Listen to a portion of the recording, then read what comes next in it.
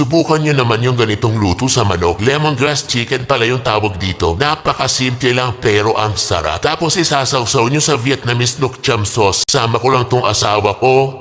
Nor liquid seasoning, patis, oyster sauce, calamansi juice, cooking oil, brown sugar, red chili flakes at paminta. Tapos nilagay ko na itong mga aromatics, sibuyas, bawang at tanglad.